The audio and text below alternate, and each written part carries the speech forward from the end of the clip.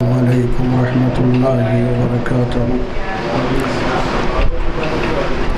الحمد للہ رب العالمین والصلاة والسلام علی رسولہ الکریم، اما بعد فاعوذ باللہ من الشیطان الرجیم، بسم اللہ الرحمن الرحیم۔ ان اللہ اشتری من المؤمنین انفسهم واموالهم بأن لهم الجنة يقاتلون في سبيل الله فيقتلون ويقتلون وعادا عليه حقا في التوراة والإنجيل والقرآن ومن أوفى بعهده من الله فاستبشروا ببيعكم الذي بايعتم به وذلك هو الفوز العظيم۔ التائبون العابدون الحامدون السائحون الراكعون الساجدون الآمرون بالمعروف والناهون عن المنكر والحافظون لحدود الله وبشر المؤمنين۔ صدق اللہ العظیم۔ یہ 11واں پارہ ہے سورہ توبہ کا، رکوع نمبر 14 کے ابتدائی 2 آیات ہیں۔ آیت نمبر 111 اور 112 ہے یہ۔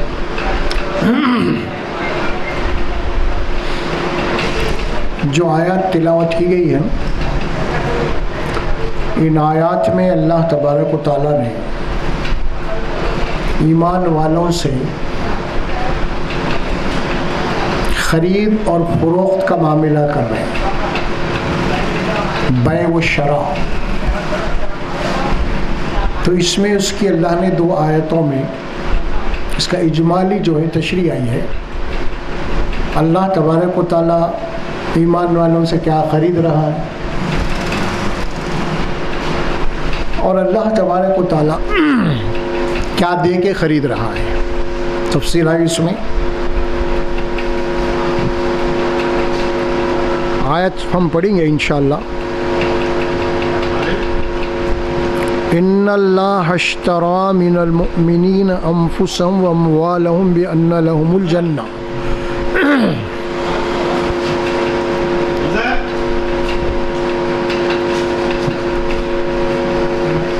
ان اللہ اشتری، بے شک اللہ، اشترا کے معنی خریدنا،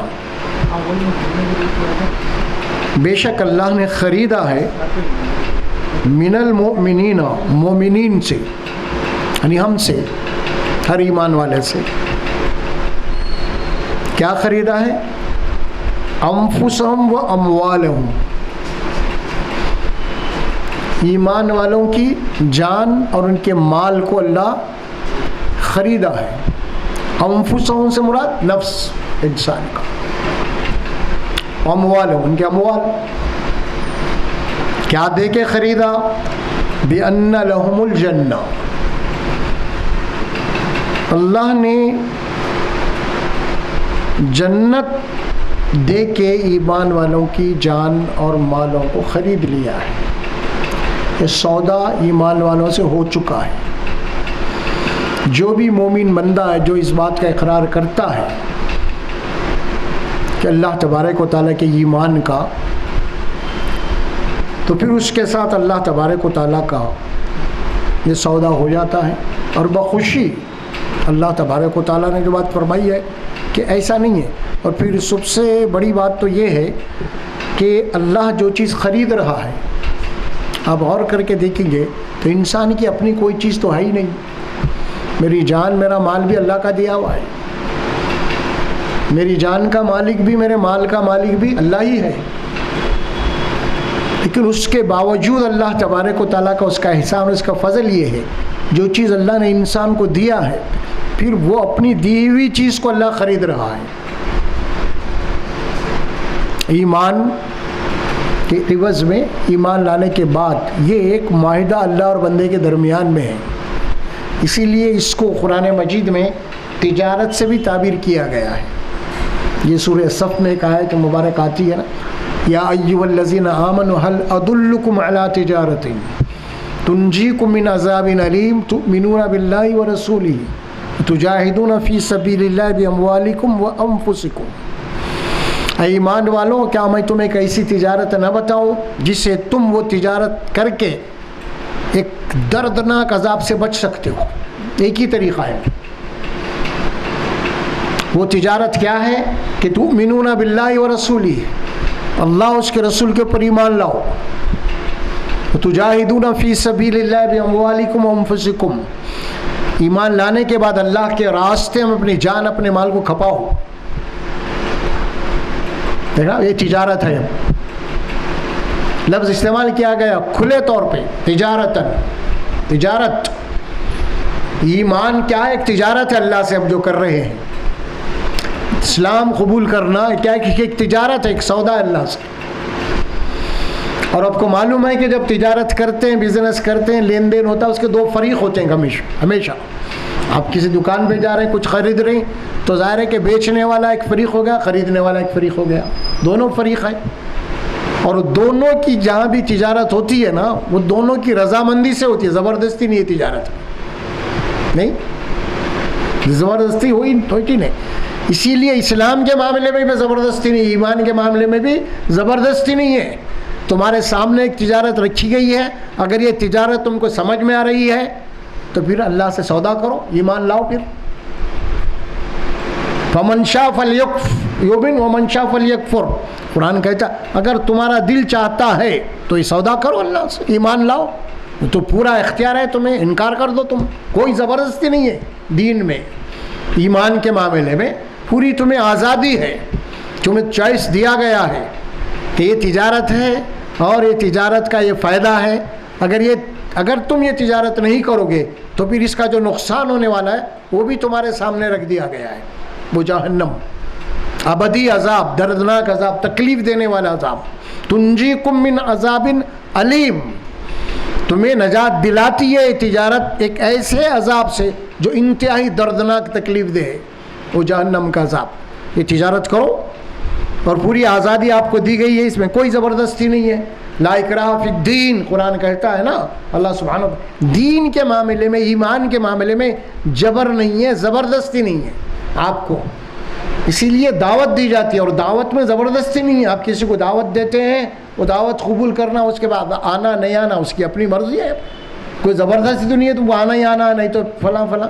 تو یہ بھی معاملہ وہ یہ دین ہے اسلام کا، دین میں جبر نہیں ہے اسلام میں، کہ لوگ یہ کہتے ہیں نا بھئی، اکثر یہ غلط فہمی پھیلا دی گئی، اسلام جبر سے پھیلا، طاقت سے پھیلا، تلوار کے زور پہ پھیلا۔ اللہ فرماتے ہیں کہ زبردستی اگر کوئی آ رہا ہے اسلام میں تو اس کا ایمان قبول ہی نہیں اللہ کے پاس، اس کا دین قبول نہیں ہے اگر کوئی زبردستی آ رہا، یا کوئی اس کو آپ دنیا کا مفاد دے کے لا رہے ہیں، کچھ پیسے دے کے وہ کلمہ پڑھ بول رہے ہیں، تو ظاہر ہے کہ وہ پیسہ دے کے کلمہ پڑھا رہے ہیں تو اس کا کلمہ ہے، اس کا ایمان کا کوئی اعتبار ہی نہیں اللہ کے پاس۔ یہاں تو دل و دماغ سے قبول کرنا ہے، آپ کو پورے یقین کے ساتھ قبول کرنا ہے اس بات کو۔ اور جہاں پہ معاملہ جبر ہوگا، زیادتی ہوگی، پریشر ہوگا، دباؤ ہوگا، تو وہاں پہ یقین نہیں ہوگا، پھر زبردستی قبول کر لیا سو چیز ہے۔ تو اسی لیے فرمایا اللہ سبحانہ و تعالیٰ ایمان کے معاملے میں یہ جو بزنس ہے، یہ جو تجارت ہے، اللہ فرماتے ہیں کہ اسے بالکل تم آزادی سے، اللہ فرماتے ہیں اللہ نے تمہیں پوری آزادی دیا ہے۔ اور پھر یہ کلمہ جو ہم پڑھتے ہیں نا، اس کا بھی ظاہر ہے کہ اسلام میں داخل ہونے کے کیوں داخل ہو رہے ہیں۔ دیکھیے اس میں کچھ سیرت کے 2-3 واقعات میں آپ کے سامنے عرض کرتا ہوں۔ ایک وفد آیا مدینے سے، اور آخری ہجرت سے کچھ دن کے پہلے کے جو یہ واقعات میں سے آتی ہے سیرت کے کتب کے اندر، کیونکہ مکہ کے اندر بہت ظلم ہو رہا تھا مسلمانوں کے اوپر بھی، رسول اللہ صلی اللہ علیہ وسلم کے اوپر بہت سارے تکالیف ہو رہے تھے. تو اس میں سے کچھ لوگ مدینے سے آئے، تو ہر سال حج کا موسم تھا اور قبیلے آتے تھے حج کرنے کے لیے. وہ زمانے میں حج تو زمانے سے چلتے آ رہا تھا نا، مشرکین کے دور سے بھی چل رہا تھا. تو اس میں سے کچھ لوگ، تاریخ میں بات آتی ہے کچھ 70 افراد کے اندر مشتمل تھا وہ. رسول اللہ صلی اللہ علیہ وسلم جو نا ان کے سامنے دین کو پیش کیا، تو انہوں نے ظاہر ہے کہ اس کو قبول کر لیا، ایمان لایا.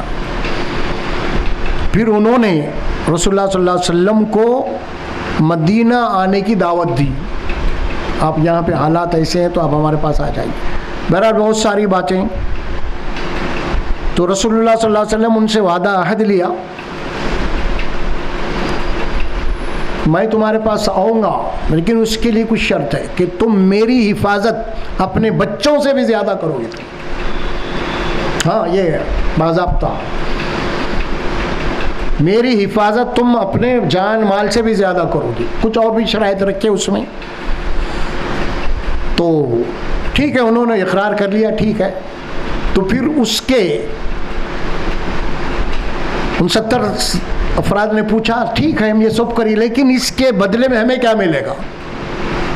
ہم دے رہے ہیں، آپ ہماری جانیں کے اوپر کھیلیں گے، ہم آپ کی حفاظت کریں گے، ہم اپنے ہمارے بیوی بچوں کی جس طرح اس سے زیادہ ہم آپ کی کریں گے، یہ سب کچھ کریں گے ہم، لیکن اس کے بدلے میں ہمیں کیا ملے گا؟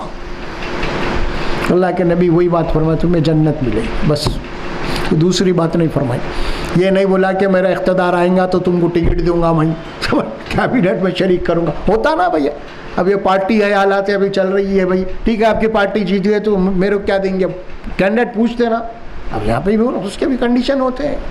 تو اس دور میں بھی وہ بات پوچھی گئی کیا ملے گا؟ آپ صلی اللہ علیہ وسلم ایک ہی بات فرمائی، وہ جنت. اسی طرح آپ دیکھیں کہ مکی زندگی کے اندر جو مسلمانوں کے اوپر جو ظلم ہو رہا تھا، اس میں سیرت کی کتابوں کے اندر 3 افراد کا ذکر ملتا ہے، حضرت یاسر، سمیہ، سمجھ میں آ رہا؟ تو یہ 3 افراد جو تھے، یہ تینوں کے دونوں ایمان لا لیے تھے نا. اور اس زمانے میں ابو جہل بہت تکلیف دیا کرتا تھا، عمار پر بہت تکلیف، انتہا سے زیادہ. تو تکلیف اتنی دی گئی کہ ابو جہل نے سمیہ کو جب مارا تو شہید ہو گئی. تاریخ میں آتی ہے بات. اور اسلام کے اندر پہلی خاتون شہادت وہ مکے میں. رسول اکرم صلی اللہ علیہ وسلم کبھی ان کے گھر کے سامنے سے گزرتے تو ان کی خیریت لے کے گھر کے اندر جاتے خیریت لینے کے لیے. تو اس وقت جو باتیں انہوں نے، یا رسول اللہ صلی اللہ علیہ وسلم جب سے ہم نے آپ کے لائے ہوئے دین کے اوپر ایمان لایا ہے، آپ کے دین کو قبول کیا ہے، اس کے بعد سے ہمارا جینا حرام ہو گیا ہے، ہمارا جینا حرام ہو گیا ہے. اور ابو جہل فلاں فلاں میں آ کے آئے دن نئے نئے تکلیفیں دیتے ہیں ہمیں، اذیتیں دیتے ہیں. یہ ساری چیزیں، کچھ باتیں ایسی تھیں کہ رسول اللہ صلی اللہ علیہ وسلم آپ دیدہ ہو گئے وہاں پہ ان کے مصائب کو سن کے. اب ظاہر ہے کہ رسول اللہ صلی اللہ علیہ وسلم بھی اس وقت آپ کے اندر بھی کہ اس وقت ایمان والوں کو اتنی تعداد نہیں تھی، بالکل یہ آغاز تھا دعوت کا. تو اللہ کے نبی صلی اللہ علیہ وسلم سارے مصیبتیں سننے کے بعد میں جو الفاظ استعمال کیے ہیں وہاں پہ وہ بھی یہی ہے، اصبروا یا آل یاسر فإن موعدکم الجنہ. آل یاسر یعنی 2 تھے خاندان، 3. انہوں نے کہا اصبروا یا آل یاسر، اے یاسر کے گھر والوں صبر کرو، برداشت کرو، کیونکہ اللہ نے تمہارے ساتھ جنت کا وعدہ کیا ہے. 2 باتیں ہو گئی نا. اسی طرح جنگ ہو رہی تھی اور اس میں ایک شخص تھا مدینے کا، وہ شخص بڑا بہادر شجاع تھا، اور ادھر جنگ ہو رہی، ادھر رسول اللہ صلی اللہ علیہ وسلم ہے. تو ایک شخص ہے وہ اپنے ہاتھوں کے اندر کھجوریں پکڑا ہوا ہے، کھجوریں کھا رہا ہے، اور ادھر تیر ترکش لگے ہوئے اس کو. اور آ کے پوچھا کہ وہ جنگ ہو رہی ہے سامنے، اللہ کے نبی سے پوچھا یا رسول اللہ اگر میں یہ جنگ میں مارا جاؤں گا تو مجھے کیا ملے گا؟ جنت. کیا بولا؟ جنت. تو بہرحال وہ تیر، وہ کھجور پھینک کے جناب علی لڑا اور شہید ہو گیا. اللہ کے نبی نے فرمایا کسی جنتی کو دیکھنا ہے تو اسے دیکھ لو. آپ صلی اللہ علیہ وسلم تو اسی طرح کچھ میں یہ باتیں آپ کے عرض کر رہا ہوں کہ جنت کا جو اللہ خریدا ہے تو اس کی اہمیت بتانے کے لیے کچھ میں باتیں کہہ رہا ہوں۔ اسی طرح ایک شخص مکے میں ایک ایمان لائے تھے، اور اس کے بعد اس شخص کے اوپر بھی بہت سارے مصائب اور مشکلات ٹوٹ پڑے۔ چنانچہ ایک شخص وہ ایمان والے بندے کا تعاقب کرا، اس سے کچھ بحث موبائل لڑائی جھگڑا ہو گیا، اور اس کے بعد اس نے اس شخص کو جناب علی